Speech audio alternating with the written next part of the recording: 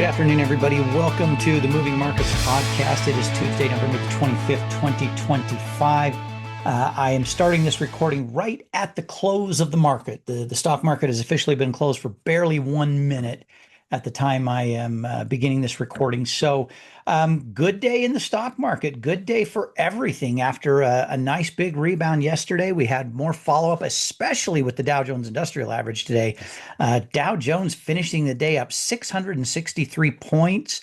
It was interesting. If you were watching the Dow at the beginning of the day, it took off to the upside, about 300 points up right there, dropped to over 100 points down. This was all in the first 20, 25 minutes of trading. Then it started to climb and wobble a little bit and climb and wobble a little bit. And then it just got going, leveled off for a while. And then in this last hour of trading, it just climbed. It was up over 700 points a couple of times. All in all, a very good day for the Dow Jones Industrial Average, and not a bad day by any stretch for the other indexes. It took a little while longer for the NASDAQ to get going today. The NASDAQ, looking at this one-day chart of the NASDAQ, you'll see what I mean. The NASDAQ, it kind of followed a similar pattern, except that this was down a little bit deeper. It wobbled a little bit more in the middle of the day here, and then finally got a steady climb before giving up just a tiny bit of it right before the closing bell. And then the S&P, of course, had a good day as well. So all in all, good day for the market, especially for the Dow Jones Industrial Average. And this in spite of some low consumer confidence. Some consumer confidence numbers came in lowest it's been since April, when the tariff news came out, the Liberation Day, as Donald Trump wanted to call it. Consumer confidence, when it came out this morning, you can see that the actual was 88.7. It was expected to be 93. The prior was 94. I know these numbers are super small on your screen, but 94, it got revised up a little bit. It was expected to come back down. It came back down a lot farther. 88.7. It's funny because they're talking about a low consumer confidence number, but that's not that low. 88.7 is not a horrifically low number. It's just lower than what was expected, and it is the lowest it's been for a while. So I think that ship will right itself pretty quickly. I think a lot of this was the government shutdown. I think that had a lot of people really upset, really concerned, frustrated, to say the least.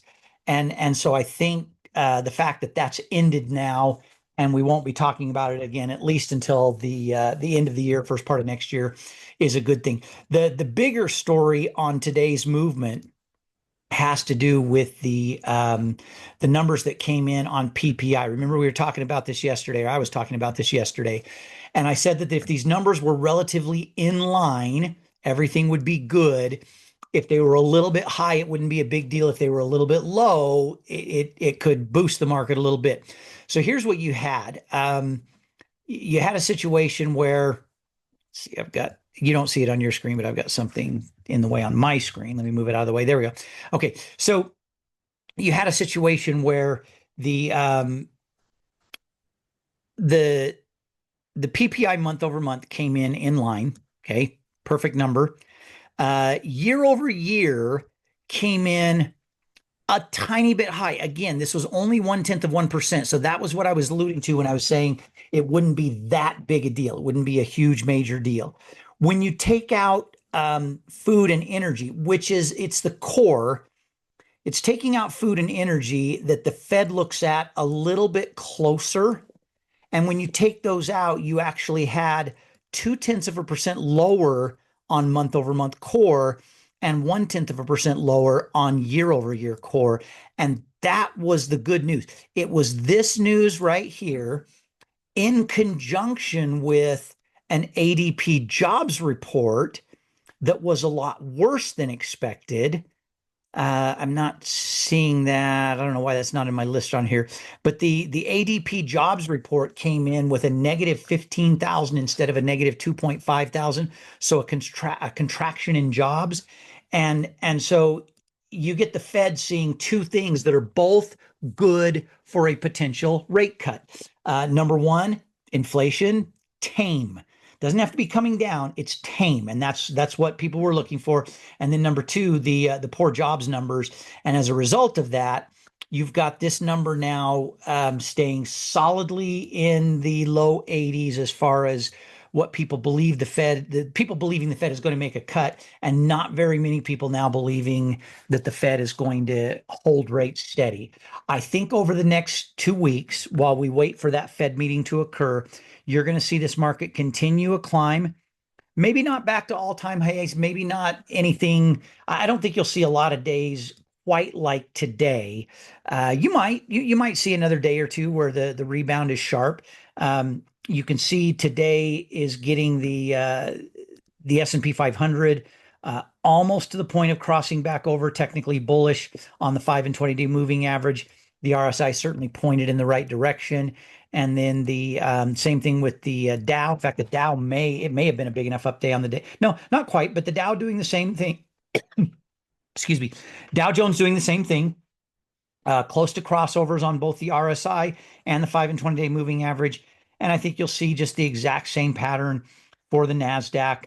NASDAQ maybe even a little bit closer on the 5 and 20-day moving average because it's 3 strong days in a row.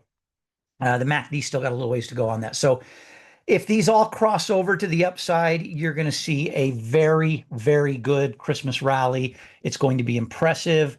And the Fed's going to come in line with what everyone wants and needs them to do. The trades that we have open, I do not have in here yet. I know I need to get it in here. I don't have in here yet the diamond trade. It's up a little bit today, 11, 12% on the diamond trade. But as you can see, we're only down a little bit on SPY. NVIDIA was the one and only company that took a hit today. I'm still confident. This is such a long-term trade. I've got all the confidence in the world this one's going to come back. Palantir and Amazon both looking markedly improved today over where they were at just a short time ago. Last week they looked ugly. The week before they looked ugly. They look good today. So our net annual return is just looking absolutely fantastic at 377% on our spread trades. I'm still working on some triple play trades. I don't want the members of the triple play program to feel like they're being forgotten. I want to see some technical crossovers take place on the indexes and on a couple of other stocks that I follow really closely before I try and do something on those. I want a little more confidence that this bullish move is going to continue. So I'm being very, very cautious on that. I'm being incredibly cautious on that. So with that said, our collar trades are looking fantastic. We are up on APLD. I think we're down a little bit on CoreWeave, but not too bad, especially with the shares that we added. They're coming up a little bit.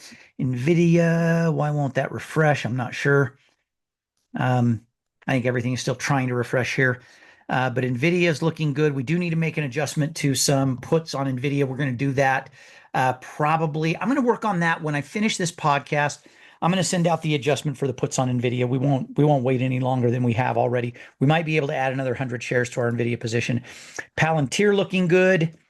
Snap looking good. SoFi looking good. Uber looking good.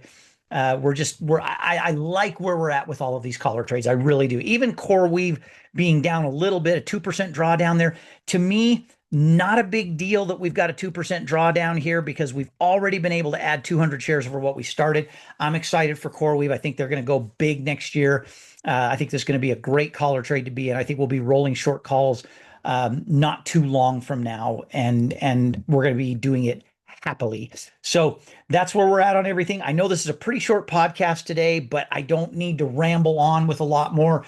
I'm going to be back tomorrow right around the time the market closes. And then remember, Thursday, the markets are closed, so there won't be anything going on Thursday. And Friday, I do not plan on doing a podcast unless I need to. And you'll know when I'll post it on Discord. I'll put it on the website if I need to. But my plan right now is that I'm not going to do that. I'm just going to take the rest of the weekend and enjoy it. I hope you'll do the same. All right, goodbye for now. I will be back tomorrow right around the close of the market. Thanks, everyone. Bye-bye.